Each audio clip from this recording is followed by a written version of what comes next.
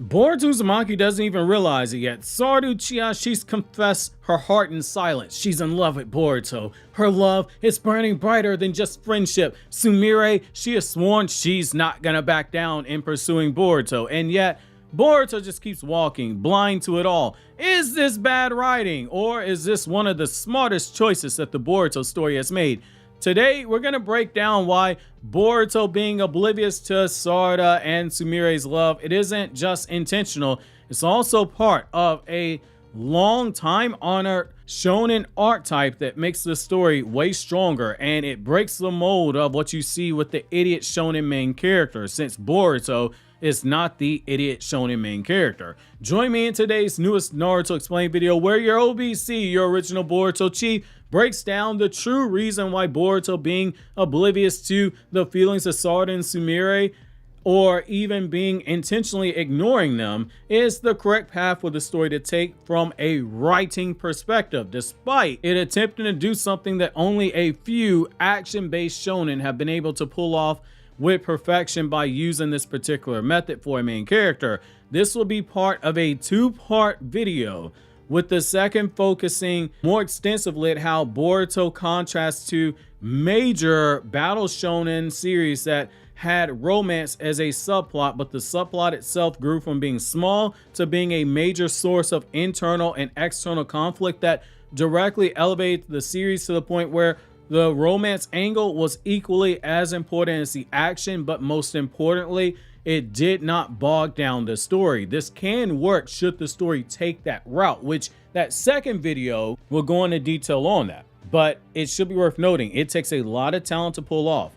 Boruto, as where the story is right now, can go either way, which is why we're going to discuss this as part of a two-part video. Which I'm not doing this as a long 30-minute video strictly for the fact that I do content based on what YouTube tells me you guys' retention levels typically are. So if you see 11-minute videos, it's because the retention's around 9 minutes. If you see a lot of, say, 15, 16-minute videos, it's because the retention is in the 12, 13-minute range. You guys decide what content I make and how long the videos will be. Every now and then I'll do a longer video. That's just me testing to see where you guys are. I don't want to risk it on a topic like this for such a controversial topic. Just throwing it out there because I've had people ask me questions. Why do you do certain content, etc.?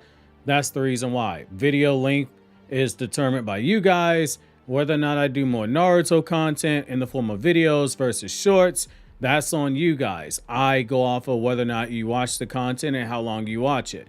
The same if you get more Boruto content, you guys determine. So now the transparency portion's out of the way, let's get right into today's topic because there's a lot to break down here. So let's start first with Boruto's blindness to love actually being great writing. So the illusion of the idiot protagonist is being debunked here. So shonen anime, they typically have this long standing tradition of main characters who are completely clueless when it comes to romance. Let's look at the series that deeply inspired Ikimoto, Dragon Ball. Think of Goku. He didn't even understand Chi-Chi's feelings until she flat out confronted him with it. Naruto, for all of his heart, needed a literal genjutsu trap, a genjutsu intervention, if you will, before he finally understood how deeply Hinata cared for him, and that led to him realizing, hey, Hinata makes my little pee-pee go boom boom, and he fell in love with Hinata. These are classic examples of the idiot protagonist, too naive, too dense to even begin processing that love was staring them in the face the entire time. But Boruto, he isn't that.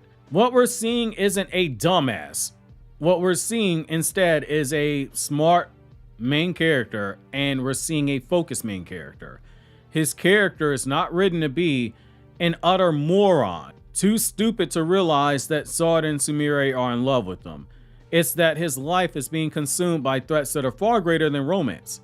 He's not the oblivious fool. He is the boy who's forced to grow into a man way too quickly. He has been put in a scenario that would break grown men if they had to walk in it.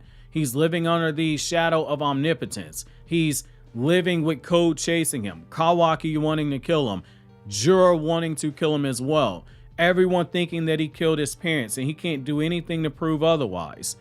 Boruto, in a lot of ways, he's taken more of a modern shonen lead.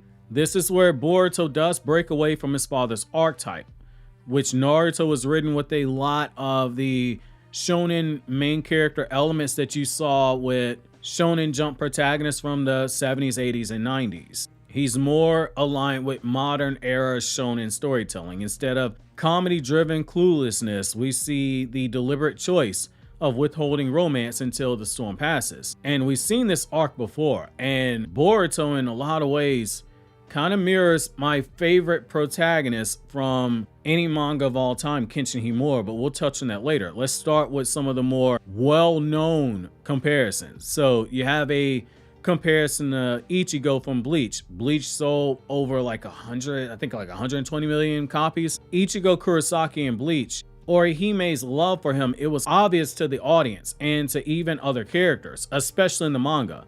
The anime does not portray it as well as the manga did. She voiced it, she showed it. She even risked everything to protect him. And Ichigo, you could argue he didn't fully grasp it, nor did he process his own feelings for it. But I'd say it was more he didn't process his own feelings for her until after the war with Yuha was over. But on her end, there were romantic elements that were written, and it was very clear she was in love with him. It helped push her character arc forward without damaging the character. And this is even more so obvious in the manga than the anime. But for Ichigo in the manga, it was very deliberate. Why? Because Ichigo's role wasn't to fall in love during the chaos, even when Aizen was a major threat. It was only to survive the threats in front of him, restore balance. Only then could he allow himself to think about the vulnerability of love. Boruto follows that same model in a lot of ways. You have Sarada's confession, you have Sumire's very open admiration for Boruto, but Boruto's life, it is still engulfed in survival. He doesn't have the luxury of sorting through love when the weight of the ninja world is on his shoulders. And even more importantly, he has the legacy of his father Naruto, because he is trying to reclaim his birthright, because everyone does not remember him as being Naruto's child. He's trying to show that he is a worthy successor to Sasuke as Shadow Hokage. That is a lot. Then you have this mega series in Demon Slayer. When you look at Tanjiro, Demon Slayer is beginning to approach Naruto in terms of sales. So with Tanjiro, he's one of the kindest and most emotionally mature protagonists in shonen history. Yet even he didn't pursue romance until after the main events of Demon Slayer was finished, after the situation with Muzan is handled. Not going to say who his eventual wife becomes, but that was done after his duty to protect humanity was finished. The story placed romance on the back burner after the chaos was done, and not during it, outside of what happens with a couple of characters. Boruto is being written in the exact same way. His heart, it is capable of love, whether for Sarada, Sumire, and perhaps even both in different ways, but he cannot act on it until he is free from the burdens that he's having to deal with. Then you get to Kenshin Himura from the Rurouni Kenshin series, my favorite manga of all time, has done 70 to 80 million copies sold. So with Kenshin Himura, perhaps the clearest parallel to Boruto, hence I saved him for last.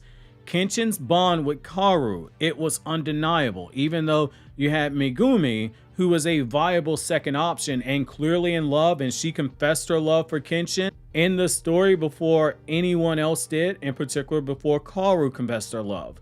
But he didn't let himself pursue either one until the situation with Shishio was done, until he was done confronting his brother-in-law Inishi. And after the sins of his past, they were completely eradicated. Kenshin's love, it was real. He saw that both these women were crazy about him. He knew which one he wanted to be with, but he refused to embrace it until he had atoned for his sin. He had secured peace and everything had worked out. That decision was not weakness. It was growth. It was maturity to know that some things must wait. And much like how Boruto was forced to grow up early, Kenshin had to grow up early as well, because he literally was fighting in a war at the same age that someone like Boruto is currently. Boruto, in my opinion, most strongly mirrors Kenshin. His love story, whoever it may be ultimately, it's not being ignored.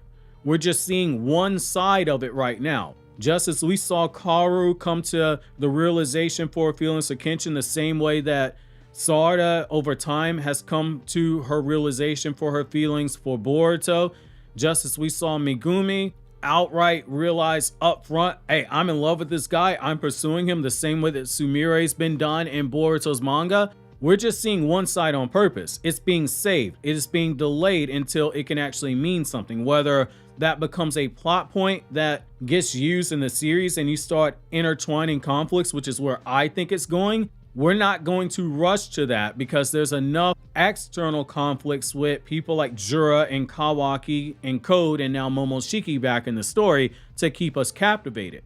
It does not need to be the central focus at this point. That's what makes it smart writing.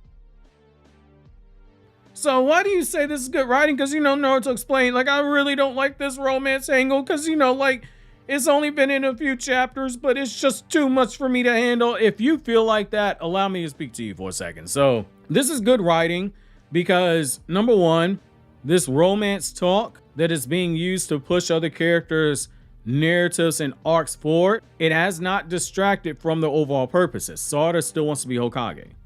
That has not gotten in the way of her wanting to achieve that goal.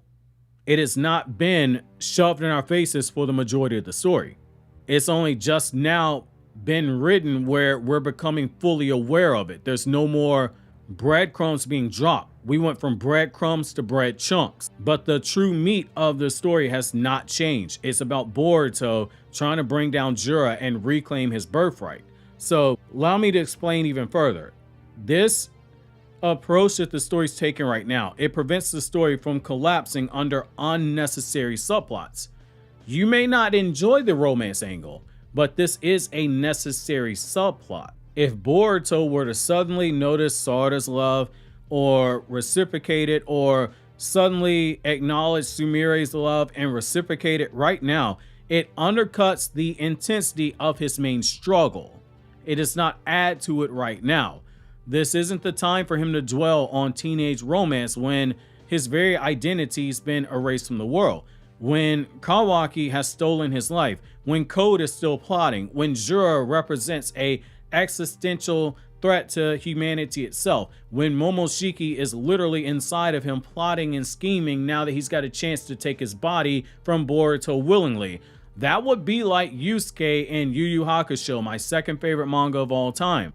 That would be like Yusuke acknowledging his love for Keiko when he's fighting in the Genkai tournament, or when he's first entering into the Dark Tournament. That's not the time for it.